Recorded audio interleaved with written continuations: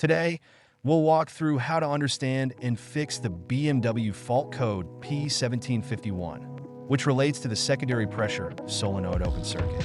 This is a common issue that can cause shifting problems or a check engine light in your BMW, particularly in automatic transmission models. First, let's understand what this code means. The P1751 code signals a problem with the transmission control system, specifically an open circuit in the secondary pressure solenoid. This solenoid is responsible for controlling fluid pressure within the transmission, ensuring smooth gear changes. When there's an open circuit, the solenoid isn't functioning properly, which can affect performance and drivability.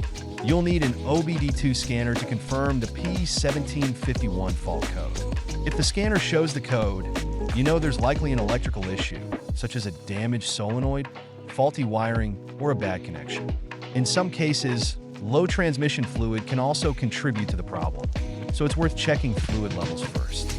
Next, locate the transmission wiring harness and inspect it for damage. Look for any visible cuts, frays, or signs of corrosion in the wiring. If the wiring looks fine, move on to checking the connector pins for loose connections or dirt buildup. Clean and re-secure them if needed. To test the solenoid, you'll need a multimeter. First, disconnect the solenoid from the transmission control module. Set the multimeter to the resistance setting and measure across the solenoid terminals.